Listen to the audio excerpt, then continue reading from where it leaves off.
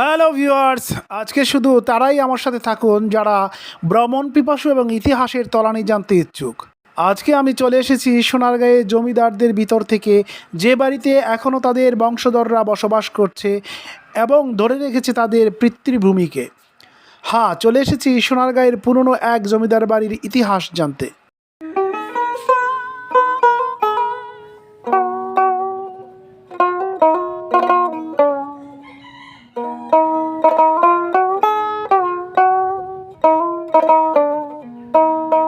Hello viewers, যে যেখান থেকে আছেন সবাইকে জানাই সাদর সম্ভাষণ।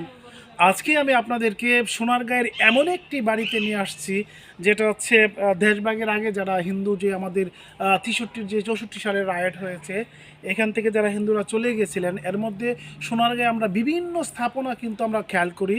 কিন্তু আজকে এমন একটি বাড়ির সামনে আপনাদের নিয়ে আসছি যেটার ইতিহাস মানে একমাত্র সোনারগাঁয়ের মধ্যে প্রাক জমিদারদের যারা বংশগত বাস করে এমন একটি বাড়ি, যে এই বাড়ির একমাত্র বাড়ি যেটা হচ্ছে আমাদের আমিনপুর মাঠের পিছনে সোনারগাঁর।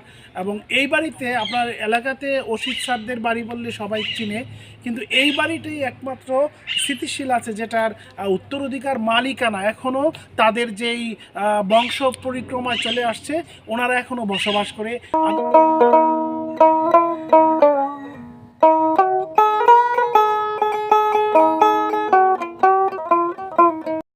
এই যে পিছনে যে বিল্ডিংটা দেখতে পাচ্ছেন, এটারই এটা হচ্ছে অসিত স্যারদের বাসা বলা হয়। এবং ওনাদের চাচারা এখনও ইন্ডিয়াতে আছে, এবং যে অসিত স্যার তার পিতা এবং তার পিতামহ এবং তাদের যেই উপরের লেভেলের যে বংশদূত আছে, তারা কিন্তু এই বাড়িতে একসময় প্রতাপশালী জমিদারদের একটি অংশ ছিল, এবং তারা কিন্তু এই এলাকাতে অনেক রাজকীয় স্টাইলে কিন্তু চলাফেরা। কিন্তু আজকে কোনো জরাজীর্ণ এই যে পলেস্তারটা দেখতে পাচ্ছেন, এটা হচ্ছে আসল পলেস্তার না, এটা হচ্ছে রিফাইনিং করা হয়েছিল।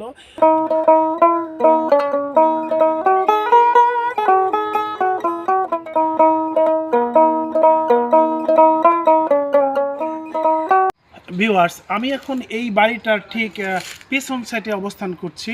আপনারা দেখতে পাচ্ছেন যে পেছন সাইডে যে বিশাল, এটা একটা লিচু গাছ। এই লিচু গাছের বয়স কমপক্ষে 60 থেকে 70 বছর হবে, কারণ আজকাল এরকম লিচু গাছ দেখা যায় না। এবং এটা হচ্ছে বাড়ির পিছন সাইড। এবং যে দেউরিটা দেখতে পাচ্ছেন, এই যে এটা পিছনের একটা গেট দেখতে পাচ্ছেন, একদম ভগ্নদশা। মানে দেখা যাচ্ছে যে আধুনিক এই যে পুরনো বিল্ডিং, পুরনো যে ইট আছে, ইটের উপরে পলেস্টার করা হয়েছে কিছুদিন আগে। কিন্তু যেহেতু এখানে ওনারা বংশধররা থাকে, সেক্ষেত্রে হয়তো ওনারা এটার সুরকি কাম করে নতুন করা হয়েছে। আরেকটা জিনিস আপনি খেয়াল করেন, এই যে আমার পিছনে দেখতে পাচ্ছেন যে বিশাল একটা মঠ, এখানে তাদের পূর্বপুরুষের হয়তো এখানে অন্তঃক্রিয়া সম্পন্ন করেছে। এটা কিন্তু বিশাল যে জমিদারি একটা বাড়ি, এর কিন্তু একটা প্রমাণ পাওয়া যায় যে জমিদারের বাড়ি যে ছাড়া বাড়ি বলা হয় বন জঙ্গলে। এবং এদিকে খেয়াল করেন, দেখেন বিশাল বড় বড় আম গাছ। সোনারগাঁয়ের বিভিন্ন স্থাপনা ধ্বংসে আজকে চরম সীমায় চলে গেছে। আজকে যে অসিত স্যারদের বাড়ি, যে তাদের পিতামহ যে বাড়ি তৈরি করেছিল, এখানে দ্বিতল বা তিনতল বিশিষ্ট এক সময় স্থাপনা ছিল, আজ কিন্তু একদম ধ্বংসর স্তূপ হয়ে গেছে। আমার পিছনে দেখতে পাচ্ছেন ঘন জঙ্গল। এখানে অনেকটা পর্যটক এই পাশটায় বেশি আসা যাওয়া করে না।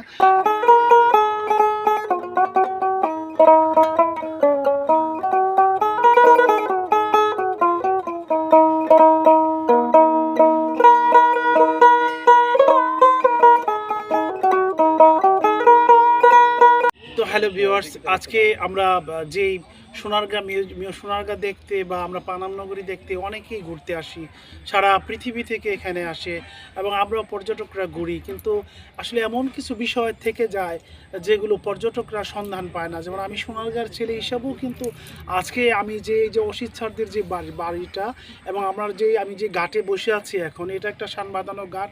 একসময় এটা জৌলুস ছিল দেখার মতো, কিন্তু আজ সেই মানুষ নেই, সেই জৌলুস নেই, কিন্তু রয়ে গেছে তাদের স্মৃতি। এই যে পিছনে যে ভাঙা দেয়াল এবং ভাঙা চিনকলাম দেওয়া যেই ইতিহাস আমরা দেখতে পাচ্ছি, কিন্তু আজকে কিন্তু একদম কালের বিবর্তনে, কালের গর্তরে আজকে সব কিছু হারিয়ে গেছে।